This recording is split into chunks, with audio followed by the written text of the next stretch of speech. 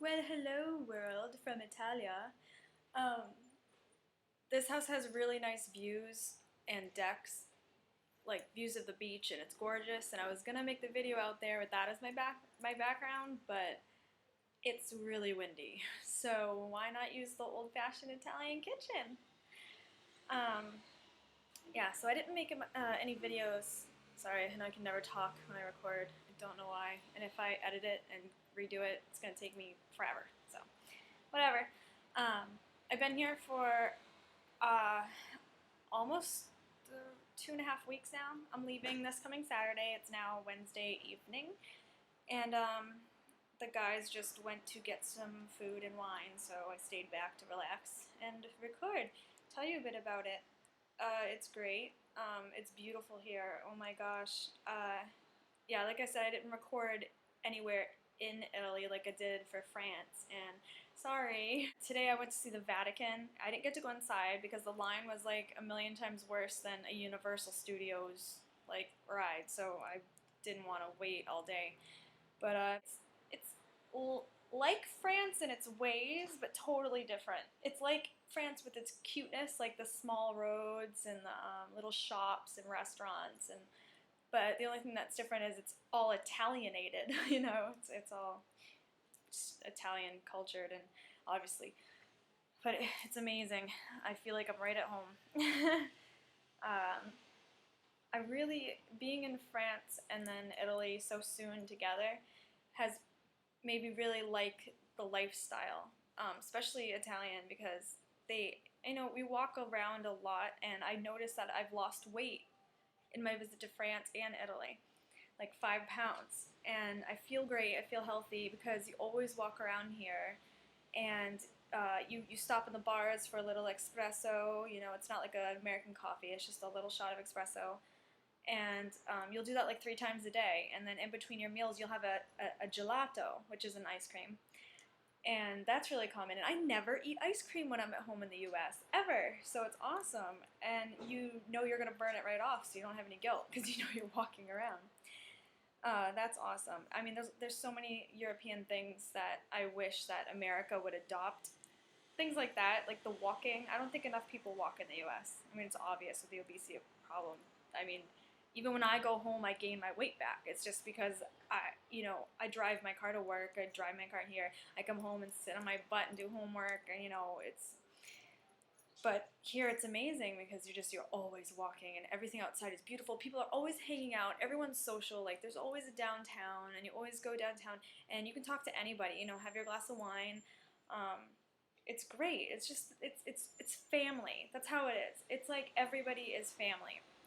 And that's one thing that I wish that America was like, because it really isn't. I mean, even if you think it is, if you haven't experienced how Europe is, or Italy, it's not like that at all. It's so nice to just be able to go and just chill with everybody, and just have a good time, and like go shopping, and I mean, I'm sure you'll have your idiots, but but they're really nice here. Just the atmosphere is completely different. The culture is so awesome. Of course, there's political aspects that I don't want to get into because I don't want to talk about that stuff on my channel, but there's political aspects here that actually are worse than what we have in the U.S. It's interesting how it's kind of changing. It's almost like the U.S. is kind of going European politically, which is bad because that's where they are now, and they're in just more of an economic demise than us, and we're heading that way. I notice, and Europe is trying to change to the way America is. It's slow, but I mean it's hard. They don't mess around here. Like they're having a rally right now, not a rally. What's it called? A protest because for work. And Europe doesn't mess around. There's a protest for gas, so like no gas companies are delivering gas to stations. So the other day, my boyfriend's mom and him and I are driving around, and we can't get gas. We're like driving to each station, and all the people are like, "Oh, sorry, the truck's not here. I don't know when they're coming." And I'm like, "What's going on?" And my boyfriend tells me that Europe doesn't mess around, and they want something, they all act together, and they oppose the government whichever way they need to, like the gas thing, and people suffer, and then the government gets it because they imagine how much money they lose in one day because people can't buy gas, right?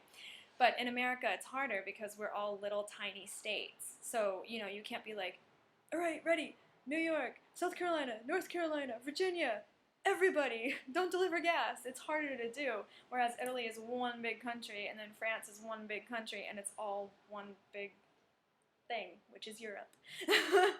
So, I mean, I understand how it's easier for them to push and get what they want out of the government with protests and stuff like that. In America, we just protest, and it's definitely, from what I've experienced, not as helpful, not as good, like it doesn't work as well as it does over here in Europe. That's one thing I've noticed. I also must say that I love the clothes here better. When I go shopping in the US, I hate I don't know, the style. I don't have fun. Here, I have put aside like a good $600 to buy. I'm going to try to buy 6 outfits with it because the euro is more expensive, than the dollar. So I'm trying to make some kind of budget. I love it, so I'm trying to buy some new clothes here because I actually enjoy shopping here, whereas I don't know what style direction America's going in, but I don't really care. I'm just going to wear what I like. So I'm going to bring some European back over there. One more thing. Yesterday, which was pretty awesome, I got to go to a sulfur spa place. It was a spa, but it was a natural spring, so it was all sulfur water, and we went to the private one.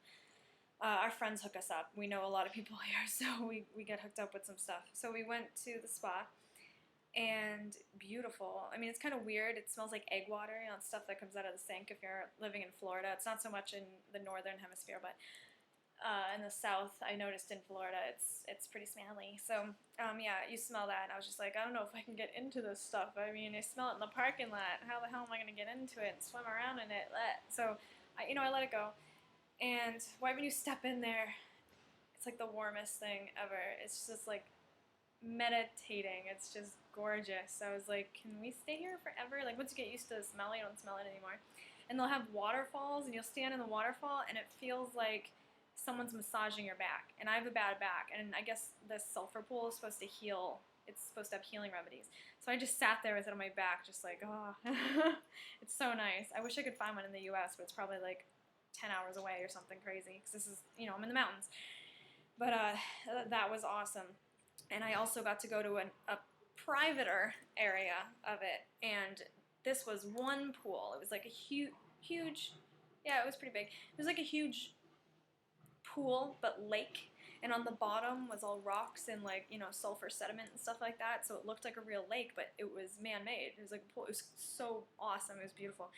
And the interesting thing about that, it was like $30 to swim in it, is because it takes 40 years for a bubble of that water to come up to the Earth's surface. That's how, like, can you imagine? Like, that lake was that big, and it takes that long for a bubble to come up. How many years has that thing been sitting there? Like, and it's clean. It's clean. It's like an ecosystem. It's all, cleanly, whatever. It cleans itself. But it was just amazing. I also got to swim inside an actual volcano. That was awesome, because it's like a lake, but it's a volcano, and it's warm at the edges, like where the bubbles are. And there's just little fish in it, so you don't have to worry about anything like attacking you. And if you think about it, it goes this way. So when you're swimming, you're on like the rim like this. So everything that's bad or whatever, any trash, even as bad as it sounds, we don't want trash in it, but it sinks down. So everything is in the way bottom of the pit, which you're definitely not going near because it's like 100 feet deep or whatever. So you just swim around the edges, and you just worry free. You just snorkel, look at shells. But yeah, so that's been my trip so far. It's been amazing. I don't know if I'll be able to put this online for a while because I have no internet. I barely get internet, sometimes at cafes, which is very rare. So I'll probably post this when I get back. If I'm lucky, I'll post it when I'm here. And I will definitely make a follow-up video on anything else that I have to say or anything else that comes up. Awesome. Well, I hope you enjoyed it, and I'm sorry it's been so long since I've updated, and still longer because you're not getting this right now. But, yeah. All right. Thank you for watching. I'll see you guys soon.